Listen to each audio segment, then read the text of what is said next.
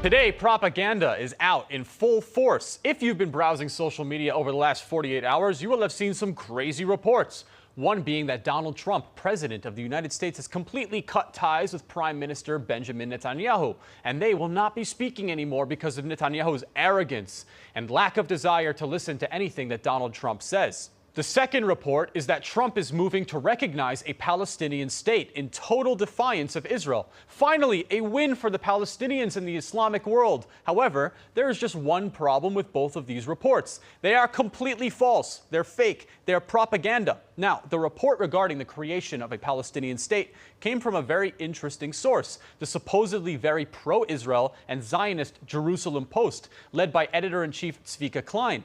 They say that it comes from a Gulf diplomatic source, reassuring everybody that this report is most certainly true. Well, the U.S. ambassador to Israel, Mike Huckabee, chimed in and reposted the Jerusalem Post article, which has gained over 1.4 million views since it was put up, and slammed them for their nonsense source, saying that his 4-year-old grandson, Teddy, is a more reliable source than them. He said the report is complete nonsense.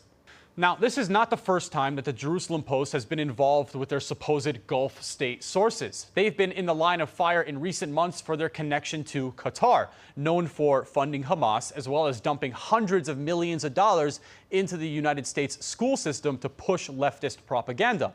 Well, anyway, the report has completely run wild, and half the Islamic world on Twitter completely believes it. Unfortunately, they're going to be very disappointed when they find out that it's just complete BS. White House spokeswoman Caroline Leavitt had to get up at a press conference and say that there will be absolutely no recognition of a Palestinian state at all. President Trump's relationship with Israel and Prime Minister Benjamin Netanyahu is very strong. Which leads us to our first piece of propaganda, the Trump-Netanyahu split. Another piece of propaganda that circled around. Now this one, the sources are very ambiguous and has also made some extreme headlines. Again,